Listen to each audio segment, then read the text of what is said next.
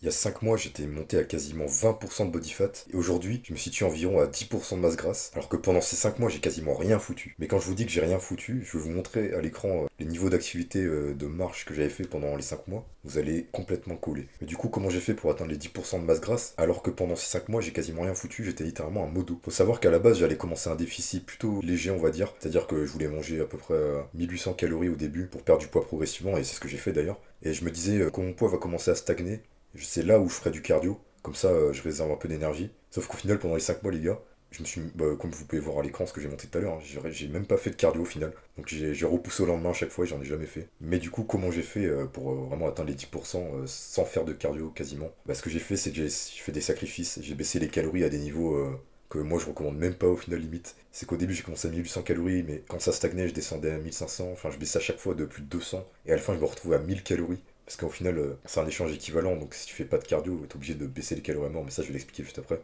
Donc au départ, j'ai calculé ma maintenance, donc c'était à peu près 2000 calories. 2000 calories pour maintenir mon poids. Et donc moi, j'ai pas cherché à comprendre, j'ai baissé direct de 200, je suis descendu à 1800, mais en vrai, je crois que ça a tenu 2 semaines, et après je suis direct descendu à 1500. Je conseille plutôt de commencer doucement, moi j'ai vraiment voulu accélérer la chose. Et donc au bout de 1 ou 2 mois, voilà, mon poids il a commencé à stagner. Donc là j'ai dû descendre à 1300, 1200, je sais pas pourquoi je suis descendu aussi bas dès le début. Et donc là où j'ai continué à perdre du poids, je crois que je perdais. Au bout du troisième mois, j'avais déjà perdu genre 10 kilos, un truc comme ça. Et au bout du quatrième, entre le quatrième et cinquième mois, c'est là où mon poids il a le plus stagné. Et là j'ai dû descendre à un niveau calorique. Je suis descendu à 1000 calories.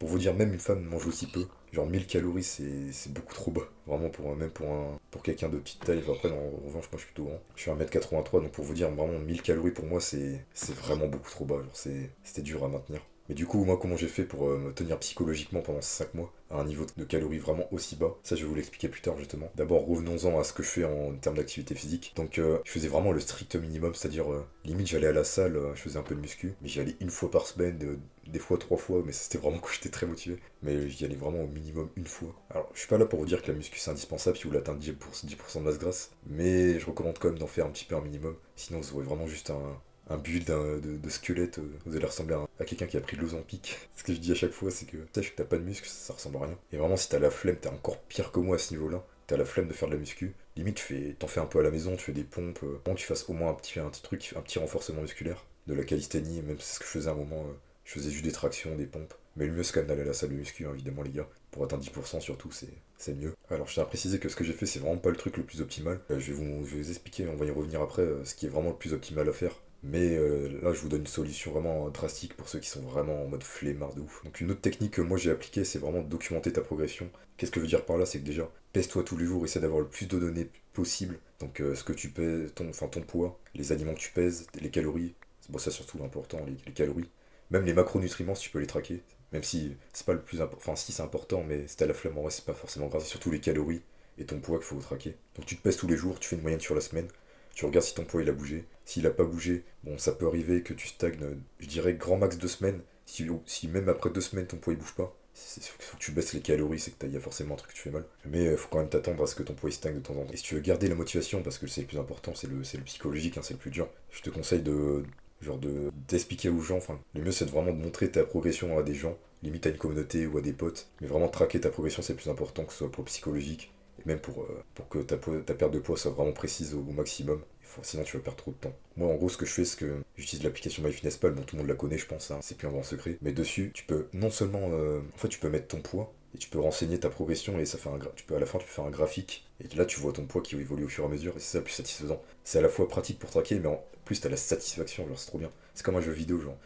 Tu progresses en niveau, de niveau en niveau et ça vraiment c'est trop bien. Genre pour la dopamine c'est le meilleur truc. En parlant de dopamine, les astuces pour pas craquer, j'en ai plein les gars pour vous. Déjà la première technique, bah, si t'es un modo comme moi en vrai, c'est de jouer vraiment beaucoup aux jeux vidéo ou faire un truc qui t'occupe. C'est genre une fois que t'as fini ton travail, tu rentres, tu joues aux jeux vidéo, enfin tu fais un truc qui t'occupe. Il y a un truc qu'il faut pas faire par contre, c'est regarder des séries ou des animés parce que c'est là où tu auras envie plus de craquer. Parce que tout le monde regarde, tout le monde mange plus ou moins devant une série ou devant un animé et c'est là où t'as plus envie de manger des chips ou des bêtises comme ça. Donc limite, je te dis pas de pas regarder de séries ou d'animés, mais évite un maximum. Le mieux c'est vraiment de... C'est bizarre dit comme ça, mais de jouer aux jeux vidéo, de faire un truc qui t'occupe activement. Une autre astuce pour pas craquer, c'est de manger le plus tard possible. C'est-à-dire, limite tu loupes le petit-déj, il faut que tu commences à manger limite à 13h, midi, enfin ça dépend ton emploi du temps. Mais le plus tard c'est, le mieux c'est. Il faut que ta fourchette de temps pour manger, elle soit trop courte pour qu'en fait tu fasses des craquages. Alors que si tu commences par exemple à 8h à manger, bah, entre 8h et midi, auras envie de craquer, tu vas prendre le petit-déj, tu vas même craquer au petit-déj. Enfin, t'as déjà trop de marge pour manger en fait. C'est pour ça qu'il y a des gens qui font le jeûne intermittent. Mais ça encore, je recommande pas parce qu'un repas par jour, c'est ça si je dis pas de bêtises. Sur le long terme, c'est compliqué, un repas par jour, il y a forcément un moment où tu craques. Surtout si tu travailles. Ensuite, une autre technique de flemmard que moi j'ai pas appliqué d'ailleurs, mais j'aurais pu. Mais comme je suis un rat, je l'ai pas fait. Mais c'est d'avoir un tapis de course chez soi en vrai. Tu peux marcher vraiment quand tu veux et en même temps tu travailles ou tu fais ce que tu veux, tu vois, tu peux être sur ton ordinateur et en même temps tu marches. Genre c'est vraiment trop pratique d'avoir un tapis de course chez soi. Si t'as la thune, fais-le direct en vrai. Une autre astuce pour pas craquer, c'est de tout simplement pas acheter de bêtises en vrai. Achète pas de conneries, achète pas des gâteaux. S'il y en a devant toi, tu vas forcément les manger. Et après, si t'es quelqu'un qui habite chez ses parents, bon là c'est plus compliqué par contre pour pas craquer, bonne chance. Mais le mieux c'est quand même de pas avoir des gâteaux en face de toi. Même de pas en avoir tout court dans la maison, ouais. Ça c'est tout con, mais c'est évident. Et une autre astuce, contrairement à ce qu'on peut vous dire, ne faites jamais d'écart. Ce que je veux dire par là, c'est souvent les gens ils font des cheat meals, ça je l'avais déjà expliqué dans l'autre vidéo. Mais pas que, genre ils font des jours de repos entre guillemets où ils mangent normalement, ou des relances glucidiques. Mais en vrai, si tu fais ça, tu casses un peu l'élan que t'avais pris et tu peux te remettre à craquer, c'est ce qui arrive souvent. Les gens ils se disent bon, allez, juste pendant un jour, je me remets à manger normalement, je fais un petit repos. Mais le lendemain, ils recommencent pas, enfin tu vois, ils continuent à manger de la merde. Parce qu'en fait, t'as cassé l'élan que t'avais de base quand t'as commencé le déficit. Et ça, faut surtout pas le casser, limite pendant 5 mois, tu fais aucun écart. Ensuite, une autre technique pour pas craquer, si jamais t'es invité. Par exemple, imaginons tu regardes sa vidéo, je sais pas, t'es invité à une fête ou à un barbecue, ou c'est Noël limite. Bah, ce que tu fais, c'est que tu manges pas de la journée jusqu'au moment en question, justement. Par exemple, un repas de Noël, tu vas pas manger de la journée jusqu'au moment où tu dois manger le repas de Noël. Comme ça, t'as une marge plus grande de calories et tu vas pas forcément partir en surplus, ce qui serait le pire scénario. Ensuite, les gars, un autre truc qui va pas vous détruire psychologiquement, mais que ça va être compliqué pendant votre transformation, c'est la période de stagnation. Donc, j'en ai déjà parlé tout à l'heure, mais en gros, votre poids il va souvent stagner pendant plusieurs semaines. Bon, souvent c'est 2 à 3 semaines grand max. Sinon, plus, ça devient. C'est qu'il y a vraiment un problème au niveau des calories. Mais pendant les périodes de stagnation, c'est ça le plus dur, c'est de tenir psychologiquement. Mais il faut juste vous dire, les gars, que votre poids il va finir par descendre. Que ça peut être plein de facteurs qui fait que votre poids il stagne. Genre la rétention d'eau, ou je sais pas, vous êtes posé au mauvais moment. Ou juste que votre poids il stagne et votre métabolisme s'est adapté. Et que va falloir baisser les calories tôt ou tard, mais soyez juste patient. Parce qu'une fois que la période de stagnation va être terminée, là vous allez être trop content. La dopamine elle va vraiment être à fond là. Vraiment, moi quand je stagnais et que d'un coup après mon poids il tombait de 1 kg limite, j'étais trop content. Genre la dopamine que tu ressens elle est incroyable.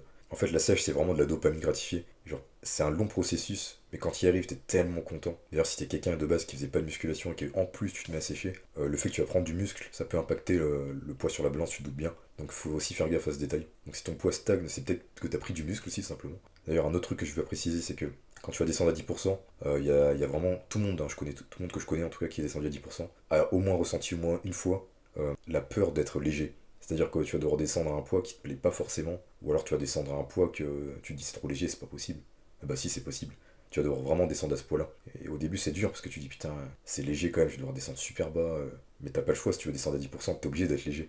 Il y a que vraiment les go muscu hyper qui sont dopés, qui sont à un poids hyper lourd en même temps d'être sec à 10%. Tu peux pas être à 10% et être lourd. Tu seras obligé d'être léger. Et ça, il faut que tu l'acceptes. Mais j'en ferai une vidéo dessus.